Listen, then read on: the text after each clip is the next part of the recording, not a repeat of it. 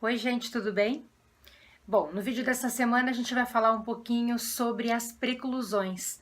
Acho interessante a gente fazer esse apontamento com relação à questão dos atos das partes praticados em juízo, envolvendo aí o Instituto da Preclusão. Então a gente sabe que quando as pessoas estão atuando numa determinada relação processual, elas vão praticar vários atos para que esse processo, possa tramitar.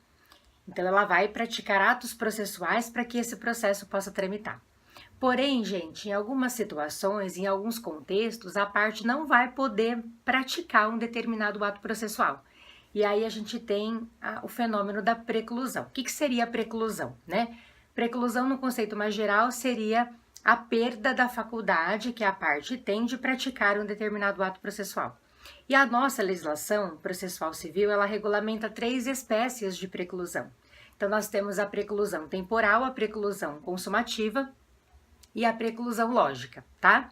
Então, nós vamos trabalhar rapidinho essas 3 preclusões. Então, a primeira, talvez a mais simples, preclusão temporal, significa dizer que passou o prazo estabelecido ali, um prazo legal, enfim, passou o prazo estabelecido para a prática de um determinado ato processual, a parte não vai mais poder praticar aquele ato. Então, vamos pensar, a parte tem 15 dias para interpor o recurso de apelação, 15 dias para interpor um agravo de instrumento. Se ela deixa passar o prazo sem interpor o recurso que ela desejava nesse contexto, preclui o direito que ela tem de recorrer. Então, ela não vai mais poder recorrer naquele contexto porque passou o tempo. Passou o tempo, neste caso, nesse exemplo, definido pela lei, tá bom? Nós temos a preclusão consumativa. A preclusão consumativa vem no seguinte sentido: a parte não poderia praticar um determinado ato processual porque ela já o praticou, porque o ato já foi consumado. Então, ela não poderia praticar o ato novamente. Então, vamos dar o mesmo exemplo da questão do recurso. Então, eu tenho 15 dias para interpor uma apelação.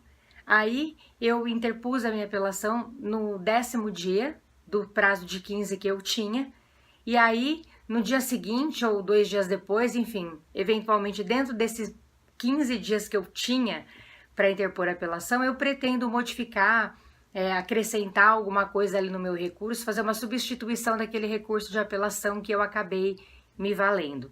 Então, em regra, eu não vou poder fazer essa complementação, porque houve uma preclusão aí. O ato já foi praticado, muito embora eu tivesse 15 dias.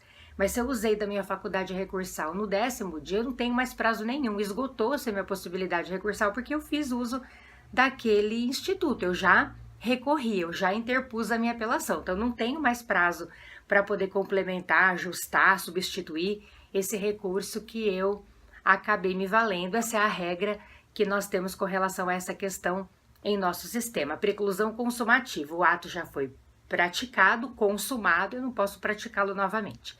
E por fim, nós temos a preclusão lógica, que nos diz o seguinte: a parte não poderia praticar um determinado ato processual porque esse ato que ela deseja praticar é incompatível com um ato anterior que ela já praticou.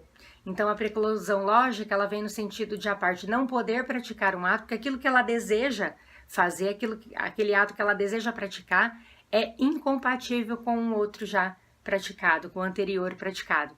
Então, vamos dar o exemplo do parcelamento legal lá estabelecido pelo artigo 916 do CPC.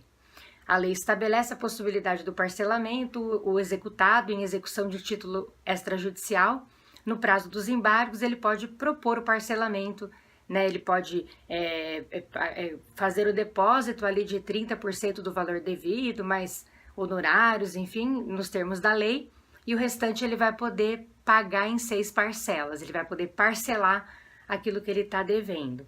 Então, a lei, gente, diz expressamente, se ele fizer uso do parcelamento legal, lá regulamentado pelo artigo 916, ele não tem a possibilidade de apresentar embargos à execução, que é a defesa do executado nesse contexto. Por quê?